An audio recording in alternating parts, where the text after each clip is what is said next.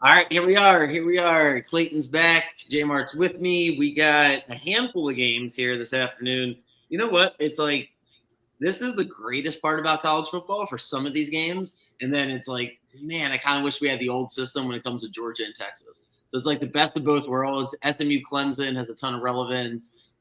Iowa State, Arizona State has a ton of relevance. So we're going to start there and work our way through all the games. It's fair to say the Big 12 championship is not as entertaining without Colorado in it. But here we are. We got Arizona State, Iowa State. JMart, why don't you start? What do you think? It's a 1-point spread, so it can really go either way. Go ahead. Yeah, I mean these teams are pretty evenly matched, and the Big 12 all season has had like 5 or 6 teams that all have the ability to beat each other. Actually, really top to bottom, they can all beat each other, but 5 or 6 teams that have been competing for those 2 spots. I personally really like Arizona State in this spot. I think they've been rolling for a while. They haven't lost in a minute, and I think like that keeps going. Iowa State's sneaky though. They play good defense. They run the ball well. I could see them also coming out, but I lean Arizona State just because of momentum and everything. Yeah, we both thought Arizona would keep that game close last week, and they just didn't. Arizona State pummeled them. Clayton, what do you think? Yeah, I remember Jack a couple weeks ago talking about how a lot of the Big 12 teams were just sitting in that like 15 to 30 range in terms of the rankings. And these are a couple teams that I kind of think fit in with that. Like he was saying, there's a lot of teams in the Big 12 that can just kind of beat each other. And these two are definitely two of those teams. I do like Arizona State a bit more just because they've been hot. Iowa State obviously had those 2 late season losses, one coming to Kansas, which is pretty rough. So momentum based, I'm going to take Arizona State, but I like the spread. I think it'll be a really good game. It's very evenly matched, so hard to tell. Either one of these teams have any potential to win one game in the playoffs, depending on who they face. Clayton, what do you think? I think you could see it maybe if Arizona State somehow lands or winner of this game somehow lands like maybe Boise State or the ACC champ in the second round, but I don't think they can match up with any of the SEC or Big Ten teams, some of the powers that have proven consistent throughout the whole year. JMart, you agree with that? I mean, you can, on paper that matches up, but again, we've seen like TCU beat Michigan in a season they shouldn't have a couple years ago. So it's once it gets to playoffs, anything's really possible. But I do think that, talent wise, expectations wise, you shouldn't expect too much out of whoever wins the Big 12. So there's 3 big games, if you will: Georgia, Texas, Clemson, SMU, Penn State, and Oregon. The other 2 games, you guys have any value here? Ohio and Miami of Ohio. That's a noon game. It's a 2-point spread. We don't do a lot of MAC coverage over here, but J-Mart, I know you follow everything. You have thoughts on this one? I lean Miami a little bit. They've played some good teams pretty close. Ohio also has a pretty good record, but I think Miami's better. Do kind of love like an Ohio-based MAC conference championship. So since it is a rivalry game, it will be, literally anything can happen as usual. Clayton, you a MAC expert that I didn't know about? I'm not up to par on the MAC. I don't want to give people advice that I'm not confident on, so we'll keep it pushing. All right. What about the Sun Belt? Marshall and Louisiana. Thoughts on that one? Or not exactly? Jack, do you want to go first? Truly, those are, if you had to pick 2 teams I know the least about in the Sun Belt, it probably would be Marshall and Louisiana. So, not much of a chance there. Got it. And those 2 games are irrelevant except if you want to gamble. So good luck to you if you have any thoughts on that. All right, the Penn State-Oregon game, I think we can have more of a conversation about this. Why is Oregon only favored by 3.5 points? I know it's hard to make the argument here for Penn State, especially since Oregon's got a lot to play for, right? Like if they win, they get the 1 seed. If they don't win, they probably still get the bye. So maybe they just don't care. What are your thoughts on this, J-Mark? Why is Oregon 3.5 point favorites? And then how do you see the game playing out? I think the reason it's so close is because Oregon's basically played every good team that they played this year really close. They haven't really been like beating these ranked teams by more than 10 points a lot. And Penn State is also a team that's able to keep games relatively close. I do think like Oregon does need this win. It would be such a shame to go 12-0 and then drop the conference championship and have to be a 5 seed and stuff. That would just kind of suck, just having to do that simply because of the automatic bids. But that's great. So they can't. I'm sorry. So I missed. So the only way they get a bye is if they win this game. Yeah, and that's the annoying part for them. So they're the only undefeated team. They could go out and lose this game and then get dropped to 5 for really just not. It wouldn't really make that much sense, but that's just how it works this year. I do think Oregon's the better team. They haven't played yet, but Oregon beat Ohio State. Ohio State beat Penn State. That math kind of tracks. I do think that they run the ball well and they pass the ball really well too. And I think they're really good up front defensively, which will force Drew Aller to throw the ball probably more than he wants to. I do like them to win the game. That tight end, Clayton on Penn State, I know he has props the other day. What's his name again? Tyler Warren. Yeah, that guy. He's something special. Is he enough for Penn State? They'll probably have the home field advantage, I would imagine, the game being a nice little trip for Oregon. And now with all these playoffs, you got to pick and choose which games you go to. If I'm an Oregon fan, I don't necessarily need to go to this game, knowing I'm going to have to spend money to go to 2 other games at some point. It's expensive to be a fan these days. So how do we see this game playing out? Yeah, I like Penn State's chances to an extent. I mean, we know how they are in big games. They just can never seem to win the top 10 matchups. But given that Oregon, like Jack was saying, they've had a lot of really close games this year. Beginning of the season, I kind of thought they were fraudulent just because they had that really close game with Idaho and then played Boise State really close. We didn't know how good Boise State was going to be at the time. So those were kind of question marks. But I do like Oregon's offense. I like how they've looked against all their strong opponents. Obviously, they beat Ohio State, quality win do on their own turf. So despite the strengths of Penn State, I think Oregon still got it in the bag. Got it. Yeah, Penn State can't suffer. Like JMart, we talked about this on Tuesday. If they lost by 40 or 50 points, they're not supposed to be penalized because they made it to the conference championship. Is there any chance they get blown out and then we reevaluate them and are like, yeah, they actually haven't beaten anybody. Let's put a 3-loss SEC team in, or they just won't do that for precedent? I don't think they won't fully drop them out. Even if it is a bad loss, they shouldn't at least. It wouldn't match with what they said at the beginning of the season. Even though they're looking at a situation now where they might want to, I think that all they do is maybe drop them to like the 11th spot, maybe because they probably can't go to 12. But outside of that, I think they'll be in no matter what. It will just be depending on how bad they were to lose would depend on where they get seated after.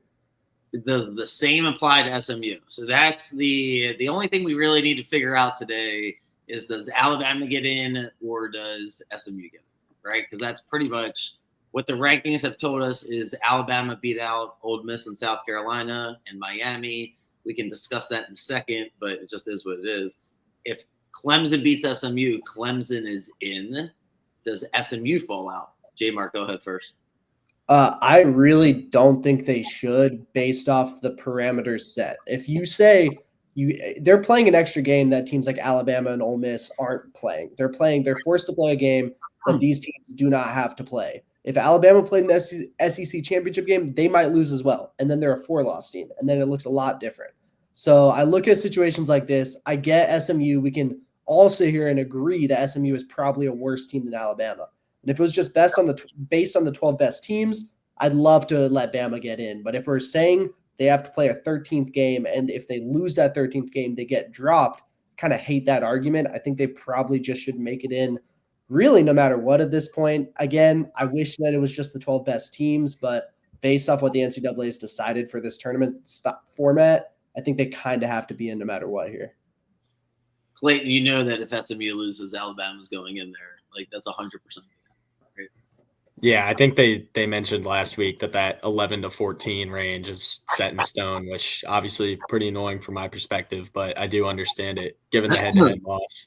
But with that SMU game, yeah, if they lose, I think they should still be in. I think the committee seems to have a little more respect for the SEC and Big Ten teams, just given how they've been ranked. I think if you had a Penn State situation where they were in the same position as SMU, a bit farther back ranked, I would feel a lot more confident about them making the playoff had they won that game than SMU does in their situation. But I do still expect SMU to get in, even if they lose, just because, like Jack was saying, they shouldn't penalize them for making it to their conference championship. They shouldn't, but after what they did to Florida State last year, all bets are off because Yeah, they've been doing it to Georgia for years now. Georgia's been getting dropped because of Georgia. We're getting a Georgia complaint. Sorry, go ahead. Georgia's been getting dropped. Go ahead. Sorry, finish. No, Georgia. I mean, you can check. Georgia's been like the 5th or 6th team, like probably I think 3 times since the college football playoff started. So they've been a team that's had to go through playing in the championship game, losing it, and then getting dropped. If you're gonna say you're not gonna do that anymore, they need to stand by their word, even though it doesn't really make logical sense. If you're a Bama fan, obviously you know you're a better team, but I guess maybe don't lose 3 games. I don't know. Yeah, there's a lot that goes into it. Clemson, if SMU, just to be clear, if SMU beats Clemson, none of this really matters, right? Because Clemson is just Alabama gets in. It's if Clemson beats SMU, that's when the conversation starts. But Clayton, I figured, you're a South Carolina fan. You obviously go to the school there. Jack pointed it out yesterday. There's a really good argument. The other Jack, by the way, but he pointed out that South Carolina has a way better resume. They just lost by 2 points at Alabama. So it's not like they played in a neutral site. It came down to a 2-point conversion. Do you think you can could you make the argument that South Carolina deserves it over Alabama? Or would you just be, speaking as a fan? Yeah, it's really unfortunate for us as South Carolina fans and for the team because South Carolina did the right things. They lost to good teams. They don't have any bad losses. Alabama and Ole Miss both have really rough losses on their resume, and that's who we're kind of up in contention with. But given that those are head-to-head losses, I think the committee kind of respects that more. But if I had to make a case for South Carolina, I think the main thing that you have to look at is that LSU game back from week 3. Lenore Sellers goes down with an injury at halftime, misses the whole second half. There were obviously a lot of really questionable calls, that unnecessary roughness on Dylan Stewart when he was blocking Nussmeier on the pick 6 that eventually got called back. There were just so many things that could have happened for South Carolina to win that game. And South Carolina, I think had they won that game, had they been 10-2 right now, they would be number 5, just given the fact that they haven't lost in so long. Yeah, it's just a messed up system. It just takes a little bit of the fun out of it. Either keep it to 2 teams, and then we can really have like good debates. But these debates are like hard to get excited about because I feel like the answer for no matter what side you're on is, well, then don't lose 3 games, don't lose 2 games. So it's like it's just not as much fun. Yeah, I'm over. I don't love the playoffs. I think it's cool that more teams have a chance. We'll see when the actual playoff games happen if it's better. Part of me feels like I don't know. It's a lot of games. It's a lot of games to play. I don't even know how to handicap these games. I feel like the spreads, you don't know how to handicap these games. So besides the playoff implications, how do we see this game even playing out? JMart, SMU, Clemson. What's it? Clemson's favorite, or no? SMU's favorite, right? 2.5 points. So, what do you think? How do you think it plays out? I got an argument with one of my friends yesterday about this game because I do think the value is on Clemson right now. I know, look, Clemson's had a shaky year. They've won some games really well, but they haven't really beaten anyone going up to this point. The issue is that SMU also has not really beaten anyone. And while they've lost less games, you could also argue they've played less good teams. So you're really looking at 2 teams that have really not beaten anyone good, but have also only lost to, they've only lost to good teams.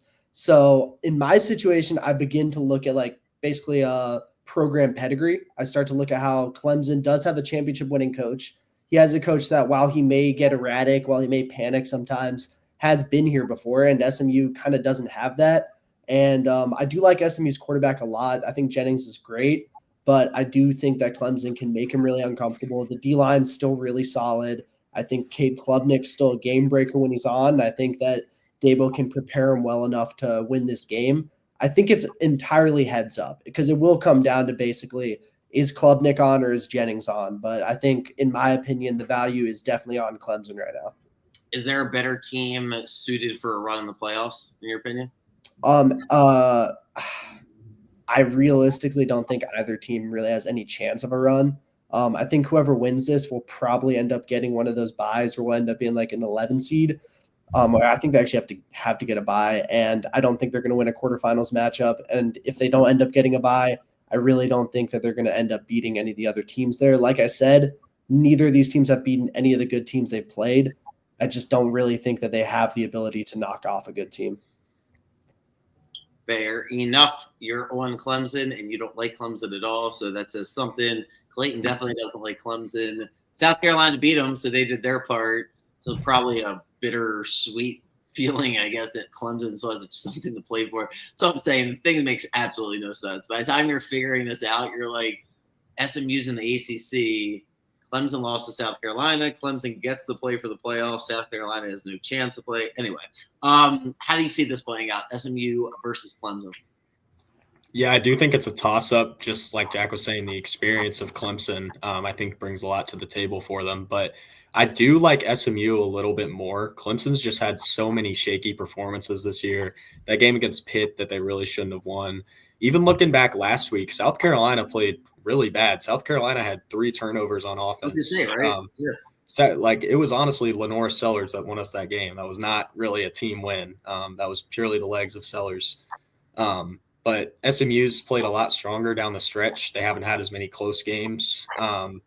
You could argue that Clemson's had a bit of a harder schedule, but when I look at the ACC, all those mid-tier ACC teams just kind of blend in with one another for me. I think it's a close game regardless, but I think SMU's got the upper hand. Georgia, Texas that's the 4:00 game, so that's by itself. Texas wins, they're the 1 seed or the 2 seed. Because if if Oregon wins, they're the 1. If Oregon loses, Texas wins, they're the 2. So 1 or 2. It's a big game for Texas. Georgia will get the bye, right? So Georgia ends up 2, 3, 4, depending on how things want to shake out. So it is a relevant game, but both teams are going to make it. It's hard to be a team twice. Georgia kicked Texas's ass. I don't know who needs it more, who wants it more. Clayton, why don't you go first? Because I know JMart's probably got some thoughts on it. So what do you think, Clayton? So even given Georgia's weird performance against Georgia Tech, I kind of like them in this game. Carson Beck's been playing a lot better down the stretch, and I think a big part of that loss for them was the turnovers. Just a big part of their struggles last game against Texas, a game that they still won easily. Texas would turn the ball over a lot too. But Carson Beck's been playing a lot better, and Georgia just finds ways to win games that they maybe shouldn't. Like, good teams find ways to win games, and that's what Georgia's been doing in a lot of games this season. That being said, it's not really a must-win for either team. I think no matter who wins, I think you'll still at least have a home playoff game for the first round for the loser. So the implications aren't huge, but I actually like Georgia at this one. Cool. JMart, do you like Georgia or what? I like them less than I did in the first game, even though that one was in Austin. This one will be in Atlanta. I think Sarkisian is one of probably the best offensive minds just in the USA, like outside of NFL and college. I think he's one of the best out of both. And I think he will figure out a way to come in and confuse Kirby to start the game. And one thing Georgia fans know is Kirby does not make the best halftime adjustments. He does kind of struggle to figure people out sometimes. And I think Sarkisian could win the mental battle going into this game.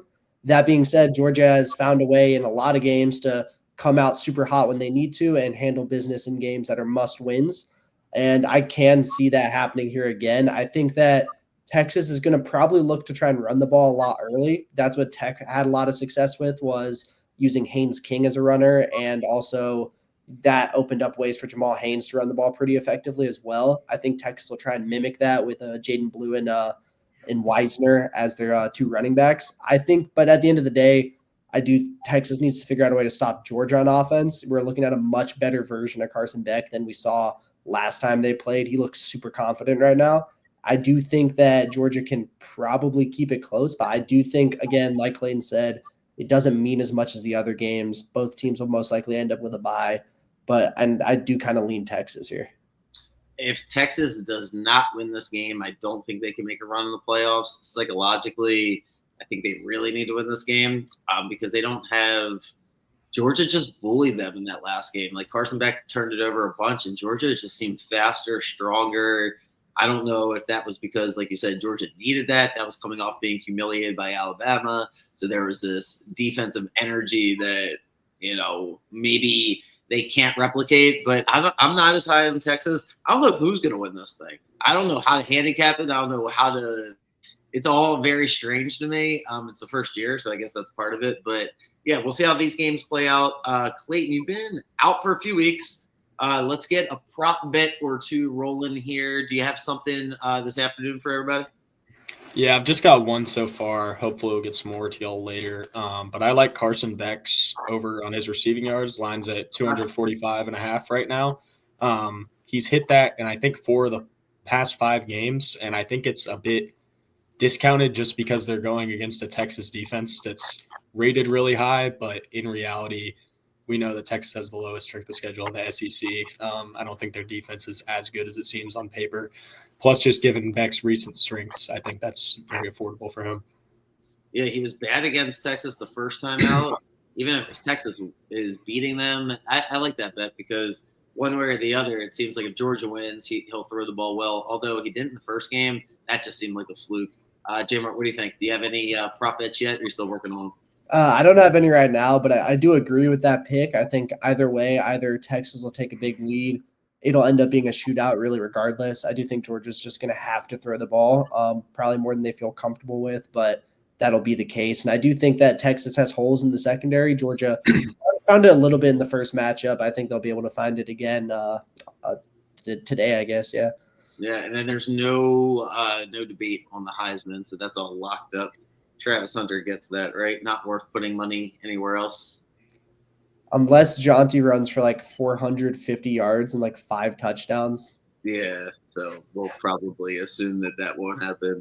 All right, well, cool. Appreciate you guys. We'll have any more bets come out, and then for the bowls, still working on exactly how we're going to do it, but we'll have basically we'll figure out exactly how we're going to do it. So have a week or so before all the bowls come out. But there's always value in betting on these bowl games if you know what you're doing. If you're just looking for the entertainment aspect of it, that's available too. But when people are like, hey, it's impossible to handicap the bowl games, it's like maybe before the internet, like before you could have all the information. Now, I would argue preseason football and bowl games sometimes are easier to handicap because you know ahead of time who's playing and you can somewhat get the motivations of a team that are different than just like a regular season game. So I look forward to that. And we'll pick up on college basketball more as the new year basically happens. Like I got so much going on with the wedding. So as soon as that commences, I'll be able to focus more on college basketball. Anything else I'm leaving out? JMart, Clayton, got anything else? I don't think so. Nah. Cool. So all right. Well, enjoy the day. Enjoy the weekend. I'll be here in the morning. We'll do all NFL.